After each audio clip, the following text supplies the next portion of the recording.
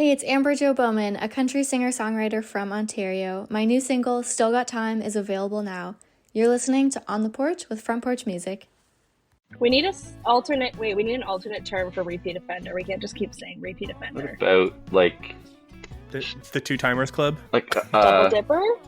Double dipper. That sounds dirty. A cough you can't get rid of? Right.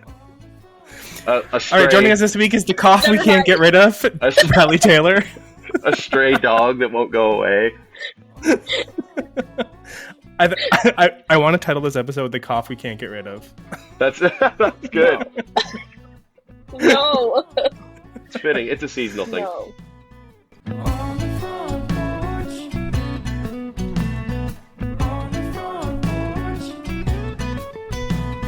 Welcome back to another episode of On the Porch with Front Porch Music. I'm your host, Logan. And I am Jenna. And this week, we talk to what Logan would like to keep calling repeat offenders, what our guest like to call himself a cough we can't get rid of. And I'm just going to start calling people the double dippers, the people who love us so much they come back a second time. This week, we had Riley Taylor back. We first met Riley in 2021 after the Boots and Hearts Emerging Artist Showcase. He's come a long way since then. You can Google his name and things pop up. So that was very helpful for those who... If this was our first interview, bang on. We would have been flying. This wasn't our first interview, so we already kind of knew what we were talking about with him. He has a brand new album out called Story to Tell. It has 30 tracks on it. So buckle in, hit play, get to know Riley. He's also been on tour recently with Kip Moore and is heading out on his own headlining tour very shortly, if not this week. So enjoy our chat with Riley Taylor. On the front porch.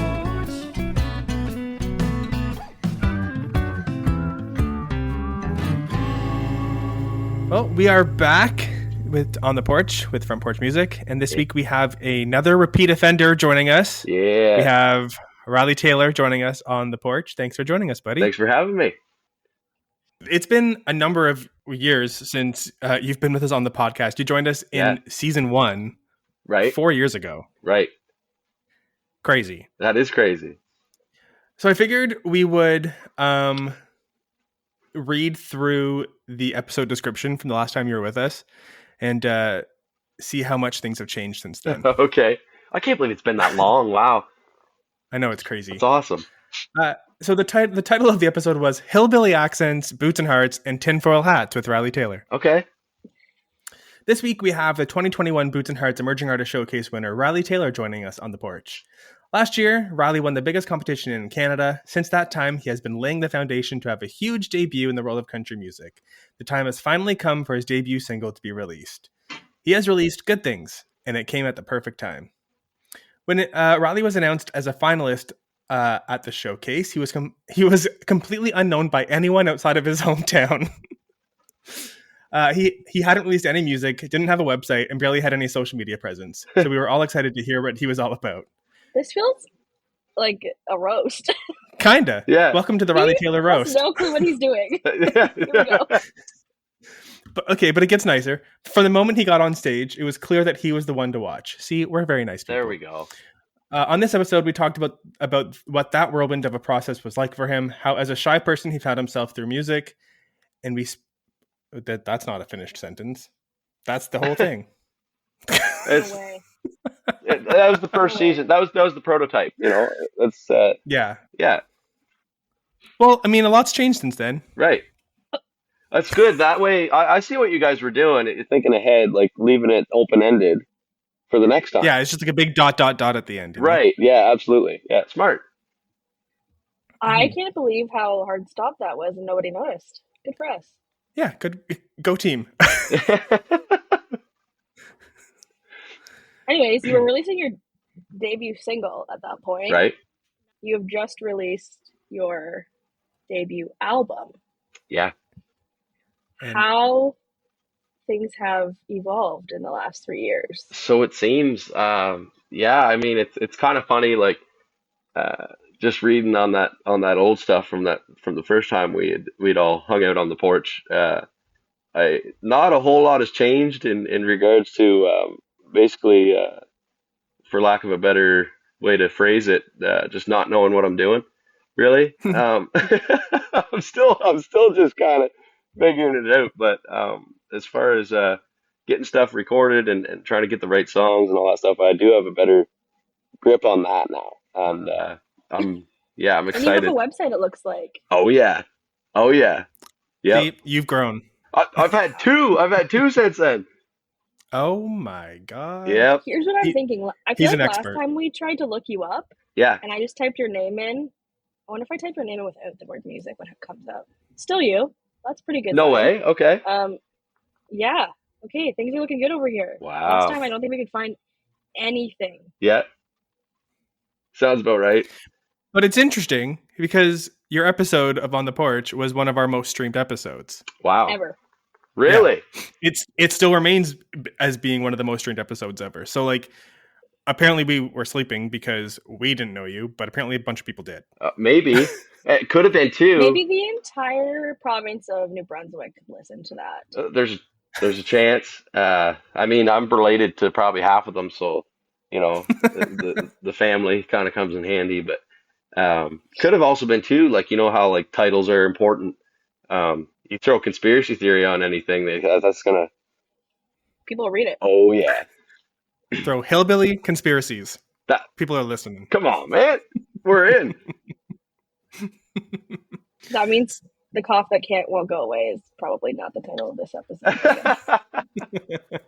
Because I don't know. I still like it. it could be like just a misdirect into like people thinking that there's this is gonna be like a health remedy type of thing, and then you know.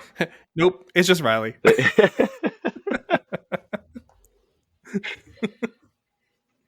So let's go back to the time that like shortly after we released our episode, you had your first big show with Boots and Hearts and releasing your song. Yeah. What's that memory like of that very first song going out into the world?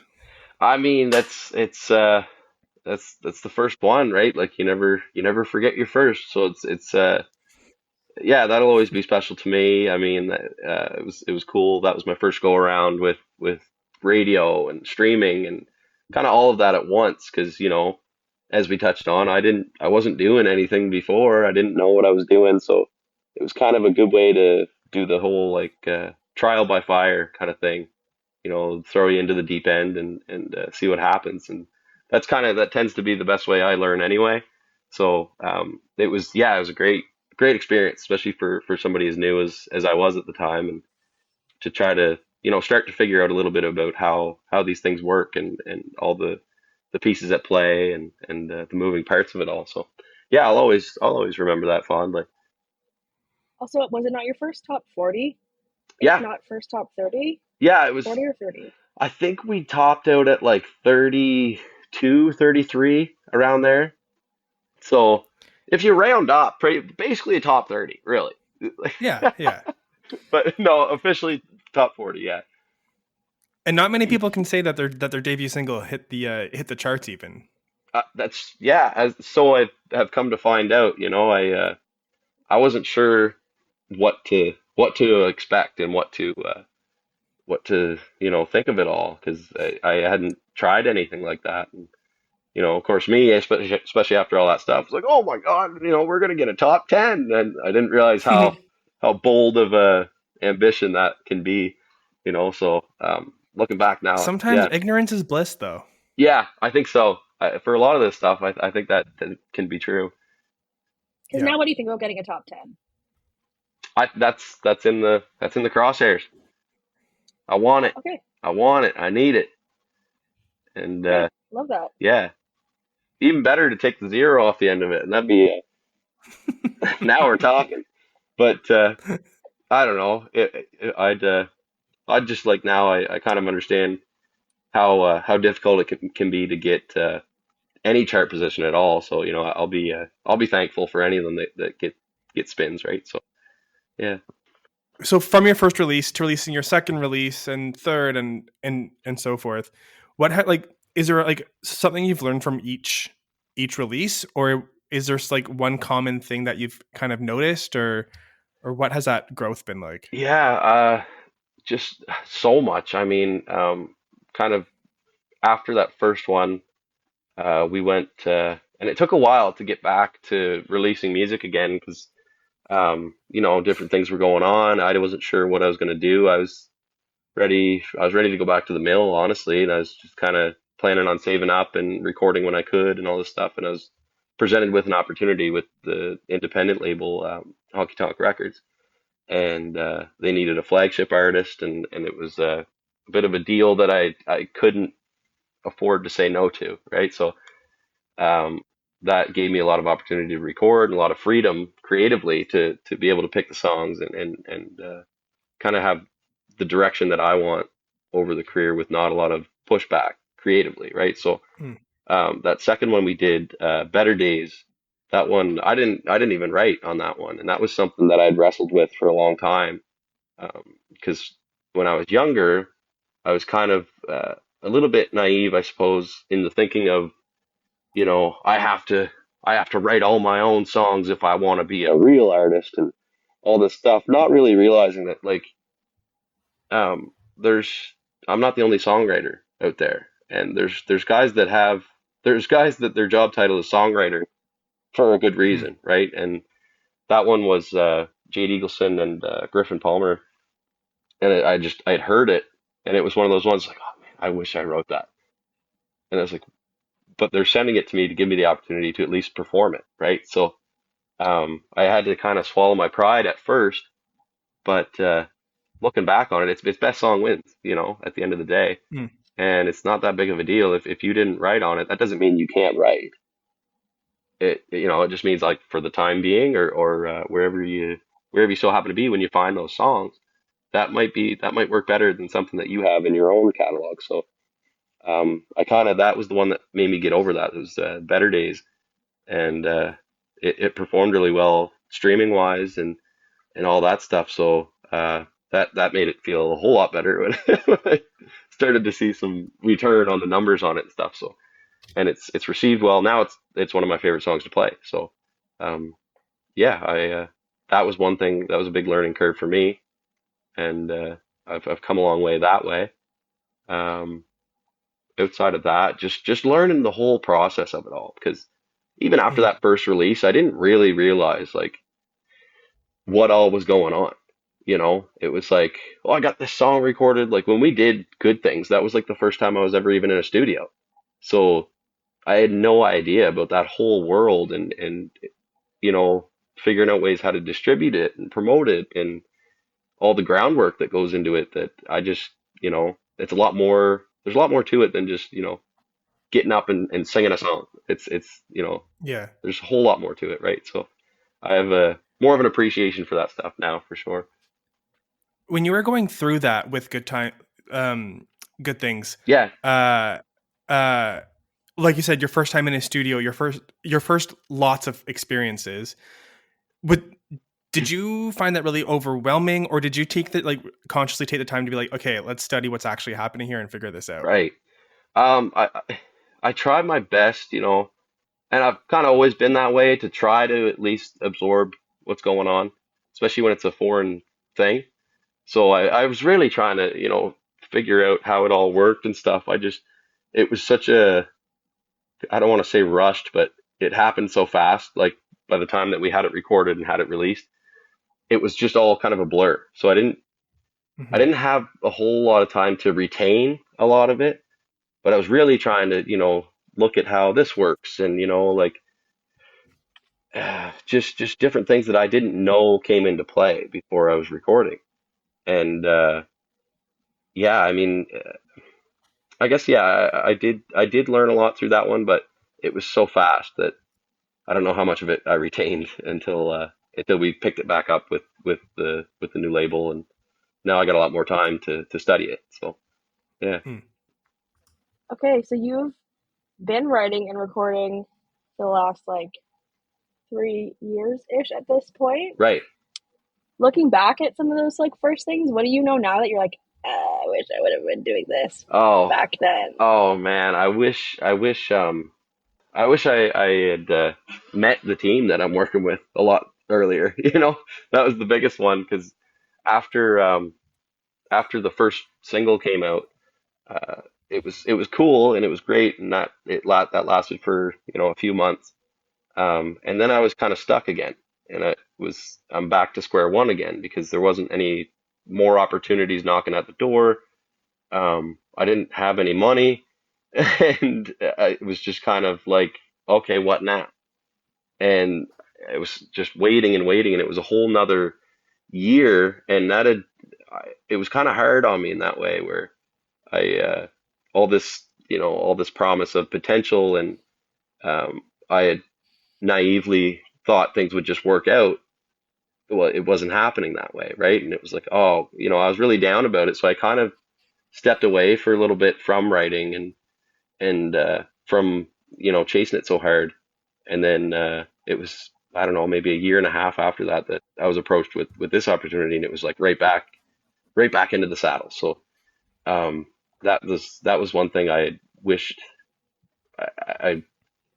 yeah, I wish I could have just, we could have started this sooner. And just I think about because I feel like I've been playing catch up for a long time, just with the whole grand scheme of it. Like I started playing late, I started singing late, recording late, so now I'm playing this big game of catch up where it works for me because I kind of need that crunch time pressure to have any like real ambition. But I at the same time, it's like, man, I wonder if I had 5 more years before of like an incubation period or just time to develop and learn the game before jumping in, uh, what that would look like. But at the same time, I don't.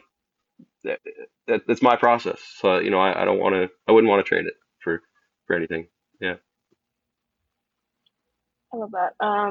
My one thing I'm curious about now too is like thinking about those first times you were on stage at Boots and Hearts and like some of the smaller shows you were playing.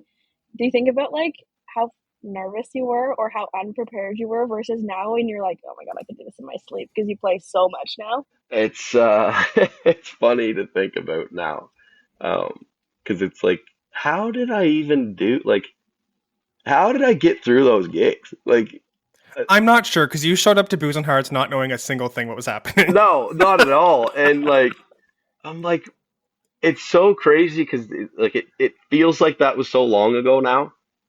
Even in the grand scheme, it's not really, but I'm like, how in the world? Like, you know, I think it's a callback to that whole ignorance is bliss kind of thing. I think I was just like, just happy to be there, and like, well, we're here now, so it's like kind of like, I guess it's like that blind confidence, or maybe probably a bit of delusion there too, um, because that was the only, because I think the more I took in the actual gravity of those situations, the more nervous I would get. So it was like I almost needed that kind of just screw it attitude to keep myself kind of calm enough to be able to play, So Hmm. and that's I still have moments like that now where it's just I would just get nervous out of the blue for whatever reason, and you just kind of, it's one of those things. Like, well, what are you gonna do? Turn around, like, So Mm-hmm. Do you have a trick to deal with those nerves? I guess it's just kind of like take everything into like terms of what's the worst that could happen, you know? And once you kind of figure out, okay, the worst that could happen is we totally screw this up, embarrass ourselves, never get invited back to this show again. And that's the worst that could happen. And even then, it's like, okay, well, when I'm, 70 years old, it's probably not going to bug me that bad. So it's in the grand scheme of things, not a big deal. You know, it's the biggest deal in the world right now, but all in all, at the end of the day, it's not going to matter that much. So that's kind of, I have to kind of think that way, and it takes some of the weight off, I find. But yeah, that's some of them I get pretty worked up, and yeah, So we're talking to you right now, and you have a show tonight. So what's the vibe today, pre-show? Like, yeah. is it chill? Sound check's gonna be easy. Everything's gonna go smoothly. I think What are I you think it's feeling? going to be good. This team that we're working with on this run of shows, I've never played with before. This is a first gig for me, and it's kind of one of those things where it's all we can bring is what we have. So we have that.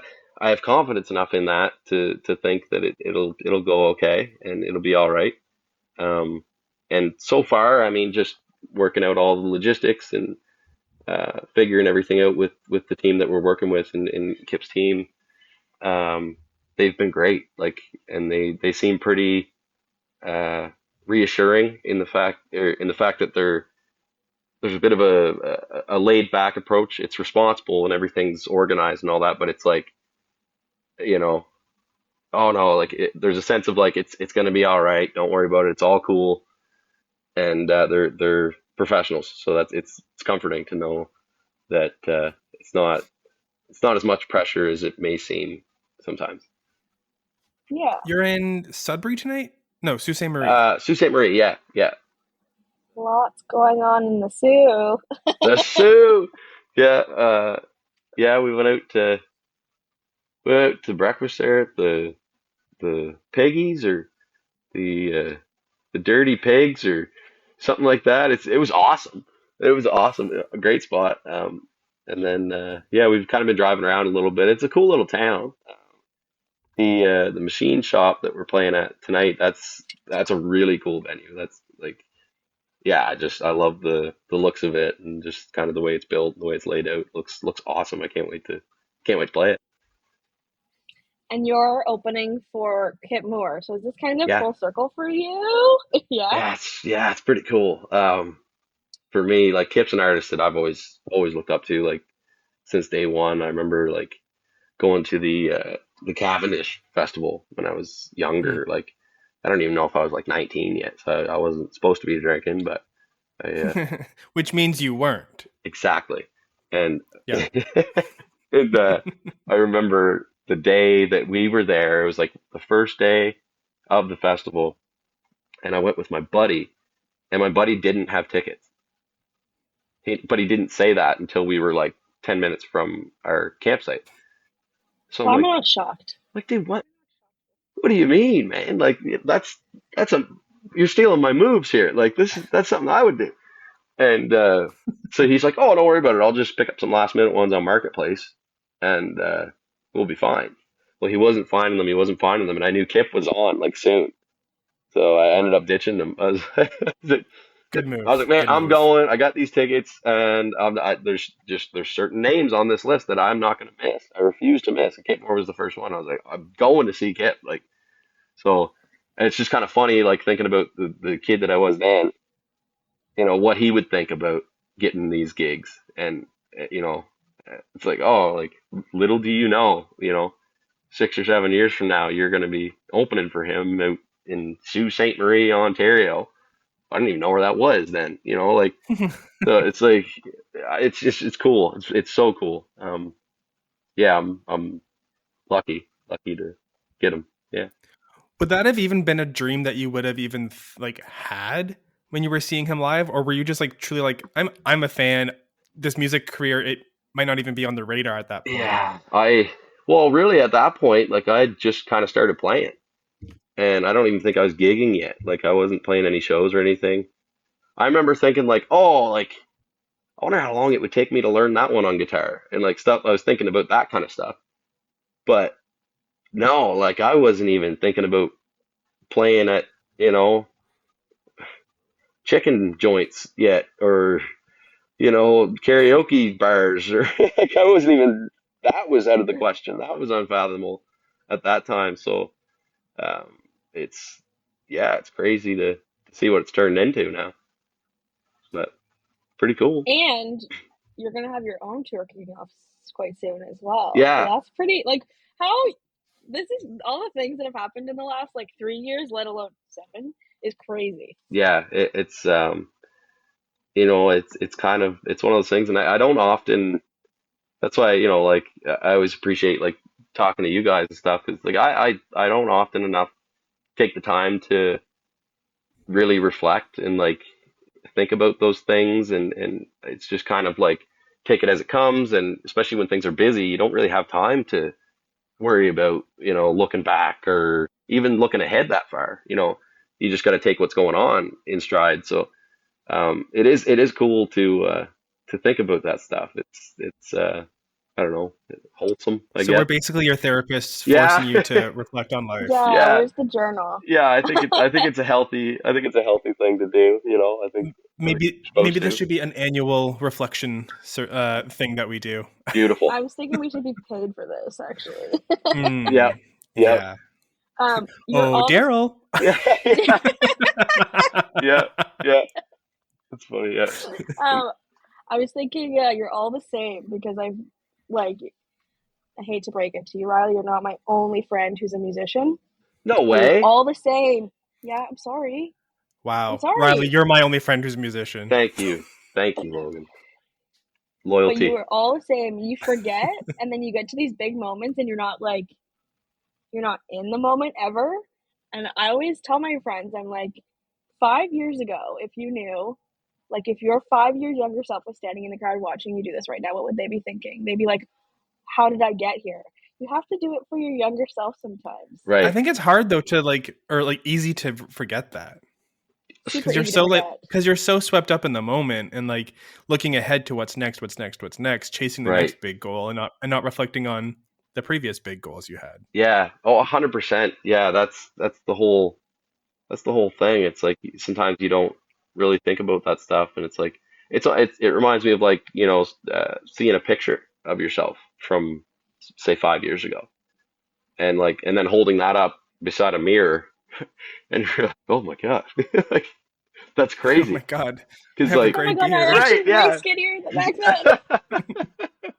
But it's kind of along those same lines of like you don't realize it, but it's like wow, like time does really fly, and it's crazy to see like what's going on, and it helps to look back because it gets you excited for the next 5 years as well. So um, yeah, I don't know. I hope the 5 years ago me would be pretty stoked about what's going on.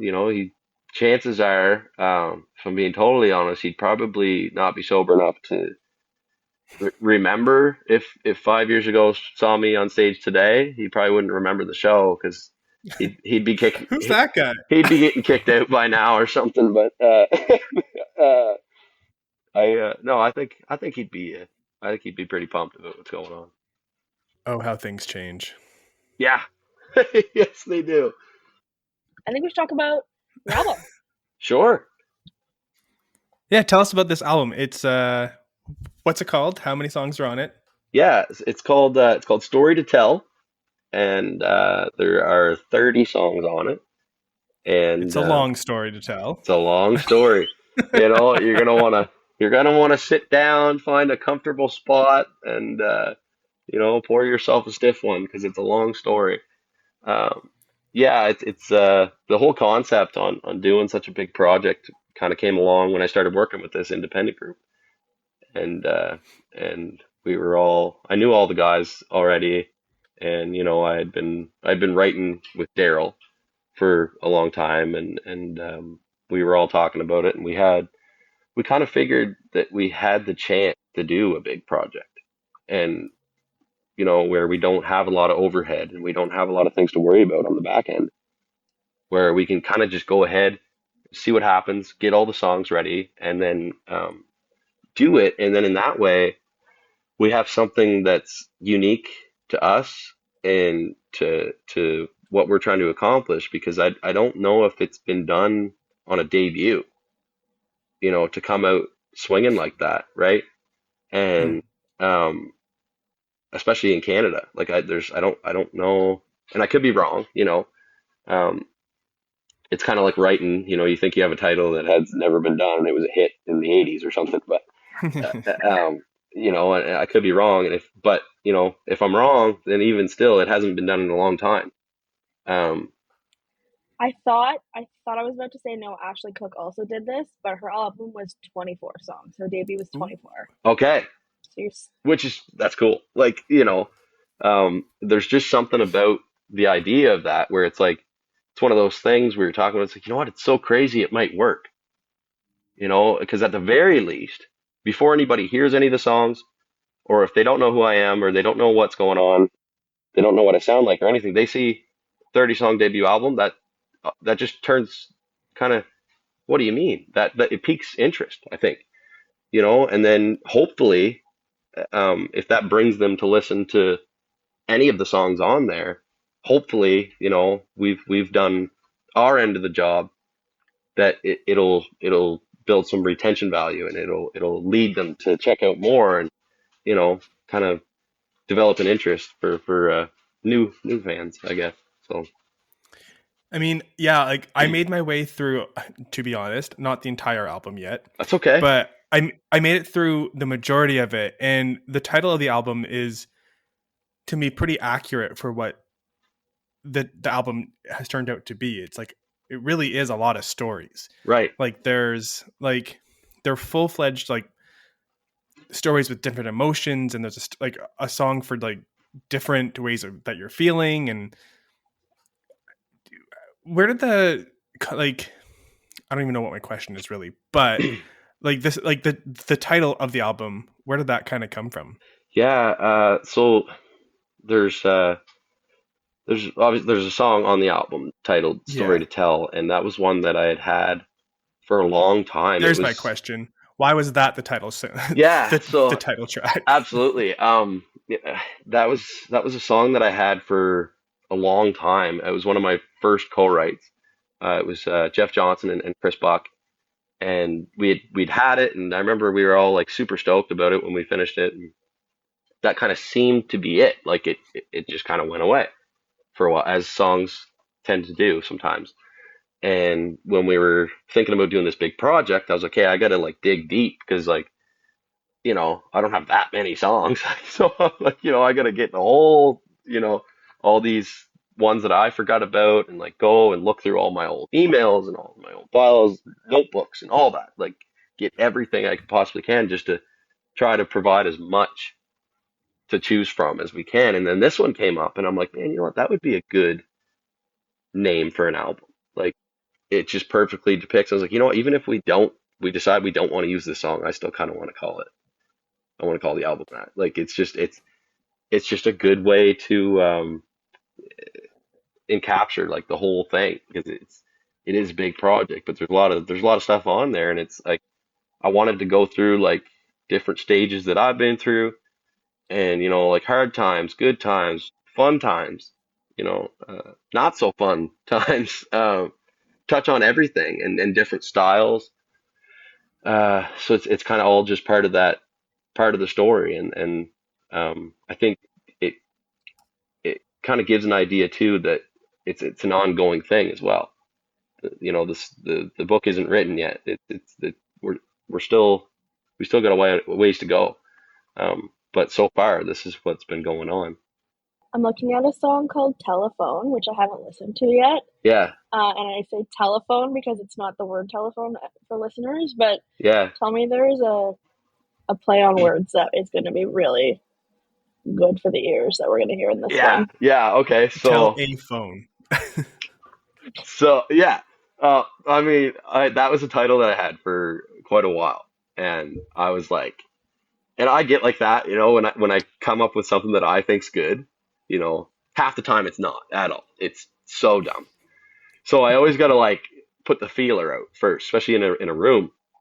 I'm like, do you guys think this is good? Like, just this to might see. be stupid, but Right, because like early on, I'd be like, oh man, I got to show you this. It's really cool, and then they're like, kind of suck, dude. Okay, so if I just you keep the bar low, you don't have to jump that high. So I'm like, oh, like, this right. So I'm like, oh, this like, okay, bear with me, telephone, like like a telephone, but like tell a phone as if you're talking to a phone. And I'm like, if only I could bring myself to call, if only I could bring myself to tell a phone, or to say like, oh, I'm gonna telephone somebody. That was a saying for a while. Like I remember hearing that, like, oh, I'm gonna telephone them. Instead of saying phone them, right? I'm gonna telephone them, right? So I always thought that was a good play on words, and finally me and Ben Chase and my buddy John Haywood from Nashville, or sorry, no, it wasn't John. It was David Evans. And so David was like, "Man, that's an awesome title, dude." And I was like, of course, I wanted to cry. I'm like, "Oh my god, thank you!" This is before we even wrote it, but we yeah, it was cool. We wrote it like I can always kind of tell too, like as especially in a co-write, if it's like kind of free flowing, and it comes like that song we wrote fairly quickly, and because there wasn't a lot of hang-ups, there wasn't no pun intended, there wasn't there there wasn't a lot of like things that we were getting jammed up or stuck on, and that's usually a good indicator for me anyway that it's probably going to be a song that turns out decent. um but yeah, so that's it is a play on words for sure. It's a long way to say that, but Nonetheless, nonetheless. I'm dying. If you keep the bar low, you don't have to jump that high. Right, that's another one I want to write at some point. uh, Oh my god. yeah. Okay. Looking through the album, um, what would you say is a song that maybe challenged you a little bit more, or when you were talking about putting songs and choosing songs, you were like, I don't know if I want to put this one in the world, or I don't want to tell Right, people about this part of me. right. I guess for me, like the most vulnerable song would probably be a good way to describe like what you're getting at, right? Like the most like revealing or I guess put you in kind of a sensitive position. It's called "Fucked Up," like, and that whole one I wrote going through a pretty just not a good time, and it was something I had in the bank for quite a while, and I never finished it. And I was hanging out with Mike Lloyd, who's with me today. He's playing guitar, and Matt Muse, and we were we were in Calgary in our buddy Ryan's apartment, and I had to fly home like that morning or whatever, and we were having a time there at the apartment, and the guitars come out, and I was like, I was feeling pretty good, and I was just like, you know what, like speaking of weird songs and like all this stuff, I was like, what do you think of this one? And I just played like the first probably, I think I had a couple verses down and a bit of like a melody into somewhat of a chorus, if you can even call it that, the way we structured it. And the boys were like, "Oh, dude, this is cool. Like, we need to finish this, not now, but right now." So we did, and really, we just kind of tweaked what was already there and added a few lines in to build a little bit more of a full picture. And from then on, that was one where I was like, "Okay, this is like, there's something about this one. I want to hold this one close. Like, this is an ace in the sleeve kind of song." When I thought it was going to end up being a single or something like that, but it was like, when it comes a time where I need a song that's like, just, I think it's good. Like, I think it's a good song, So I'm like, when it comes time that I hate saying that about my own songs, but I really do. And I was like, so when it comes time to where I need a good song and I need, I'll have this, right? So when we were doing the album, I was like, this also would be a good one to do because I mean, it's called "Fucked Up." It's not going to go to radio, obviously, Yeah. right? So it's Oh, like, why not? I mean, yeah, it could. uh, It would we, just need to have a bit of an edit to it. right. We've talked about that as well, like doing like "Messed Up" or something like that. But just stylistically, it's so different. Where I was like, we could put this on the album and then kind of deliver it a different way, where it could live in the realm of like those songs that obviously can't be played on radio and never would be, but hopefully anybody that listens to me, somewhat regularly, that becomes like a staple song. That becomes like everybody's favorite song that can't be played on radio. And it's like, I think there's a certain like cool factor in that where it's like, yeah, it's like the best song you never heard kind of thing.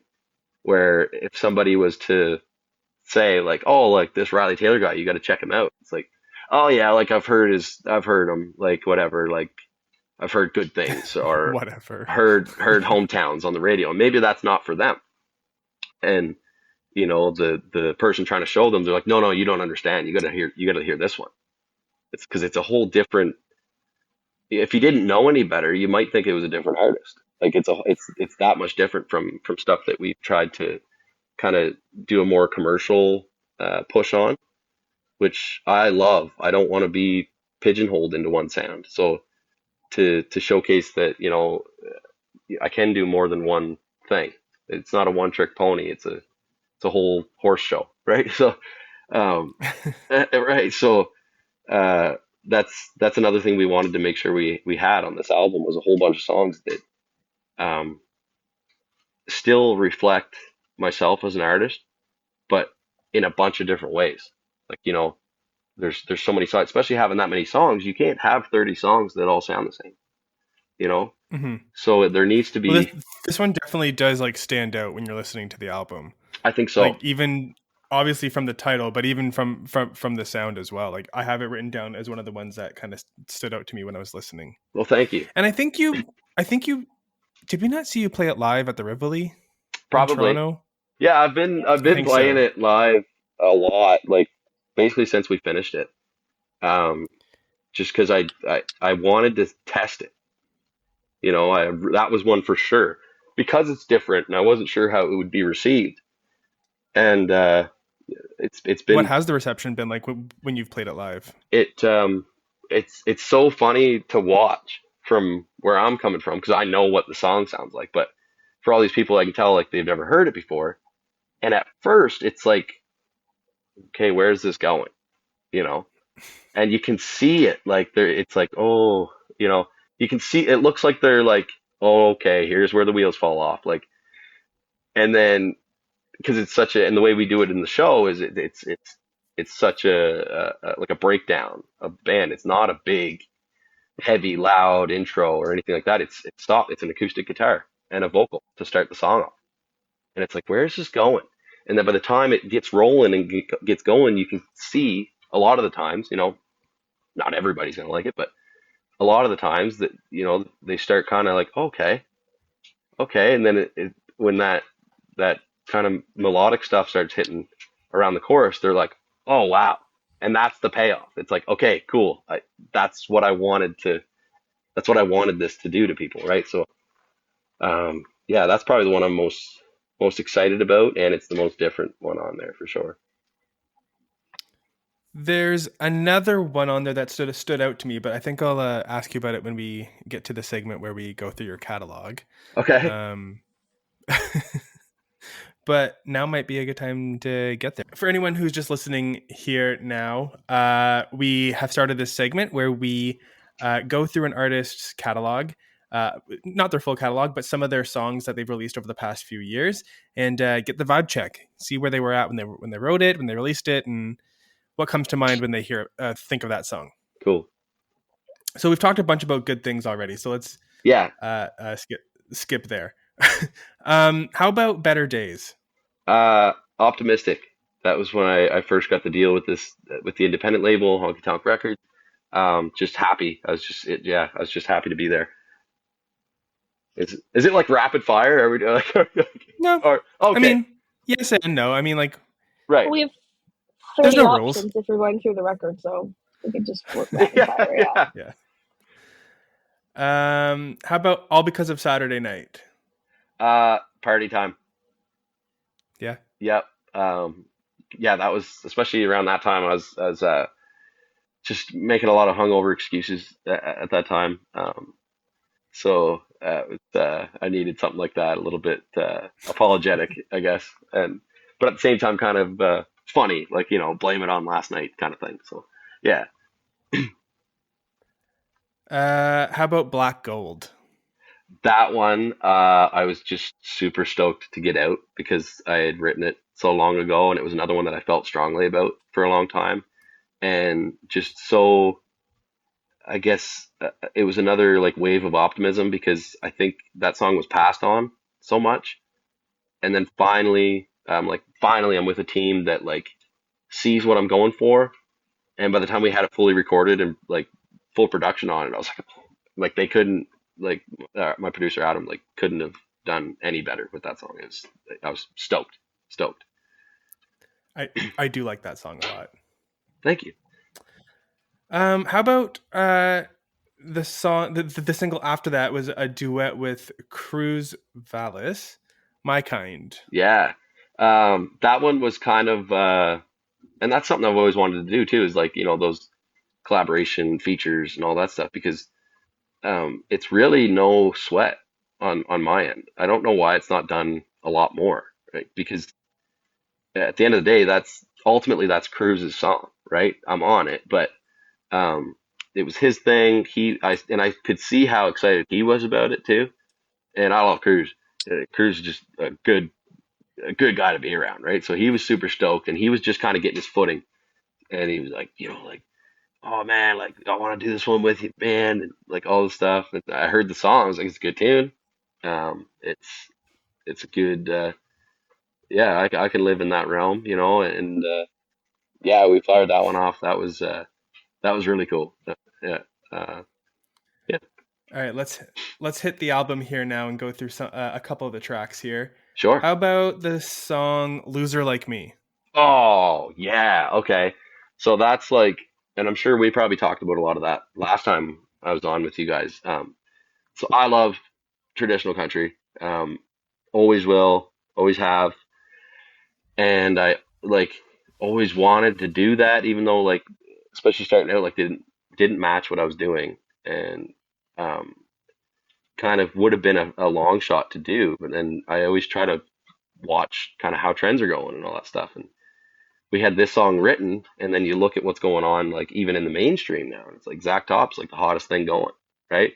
So that traditional sound is starting to come back, and I'm like, let's do it. We'll get heavy steel guitar, that old, like just that old sound, or like big intro, key change on the last chorus, like, and I just, yeah, I was so stoked to get that one. When we finished writing it, I was like, I'm cutting this. I don't care if it plays well. I don't care if it gets played anywhere. I'm cutting this song, like, to pay All, homage. all I can think of, all I can think of is Glee, because Glee? Glee did a rendition. Yeah, Oh, Why? there's a really? Glee rendition. Yeah, that song. Oh, Yeah, yeah, so funny. I oh remember yeah, you're when I right. watched. I do remember that now. And you know I what? I don't even watch Glee. I can only listen to it because my roommate watches it. So I'm just like doing my own thing, and I'm like It's trying a to very listen different only to song to music. what Riley Taylor put out. Or Yes. I was gonna say, I was like, that, like, they owe me some royalties. No, I'm just. okay, a couple more here. How about "Dead Flowers"? Love it. That's like one of my all-time Hope favorite so. songs. Yeah, yeah, right. Uh, it's just one of my all-time favorites. It's originally a Rolling Stones tune.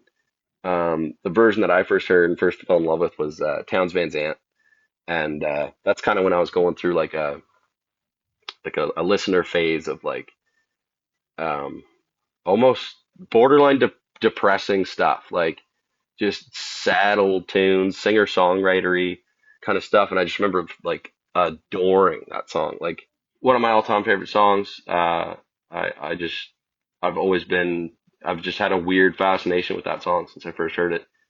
And we talked about putting covers on the album, so I was like, that's like top of the list. I need that song on there. So yeah, I was happy to get that one done. And then finally, before we wrap up here, let's talk about "Better Days." That's one of the songs that I wrote down as being one of my favorites off the album. Yeah. It's yeah, that one seems to be one of the best received songs that I've recorded. I love it to death. Like that was like we talked about, like that was the first song I've cut that I didn't write. And I had to get over that whole thing of like you don't have to write every song. So Hmm. uh and the more I play it, the more I seem to like it. It just, I don't know if that one will ever get old for me. And that one really like turned a corner for me on the streaming platforms and added a bit more legitimacy because when that came out, I didn't have a major label backing me. I didn't have a lot behind me. And yet still like it surpassed my first release in a lot of ways without radio, without any of the pushes that, may be provided from a major label. So that one was a big one for me, and a motivator for me to do a lot more. So I think we should round it out with this. If somebody only gets 3 songs to learn about you and get introduced to you, what are those 3 songs you want them to listen to? oh, I like that. Okay. I thought you were gonna be like, fuck you, Oh, I that's like that a mean. lot. Okay, let's say, okay, fucked up. I have to. Would be there. I would say Off the Liquor, I would say. And maybe Hometowns. Fucked up. Off the Liquor and Hometowns. All right, if that's There what you you have it. if you're listening to Riley Taylor for the first time, start there. Well, Riley Taylor, thank you so much for joining us again on the porch for the Absolutely. second time Yeah. as our cough that we can't get rid of. Yeah. Everyone listening, go check out his debut album with 30 tracks, Story to Tell. It's out now. Awesome. Thanks so much for joining us, Riley. Thanks for having me, guys. Good to see you. Thanks for listening to another episode of On the Porch with Front Porch Music. We're so lucky to be able to chat with artists and make episodes like this one. If you like the podcast, remember to rate and review us, and subscribe so you don't miss an episode. It's the easiest way to support the show. Remember to check out frontporchmusic.ca to keep up with new music releases, exclusive artist interviews, and more. We'll catch you again on the porch in a couple of weeks. On the Porch is hosted by Logan Miller and Jenna Weiser, and produced and edited by Jason Saunders. That's me. Our theme song was written, produced, and performed by Owen Wigman.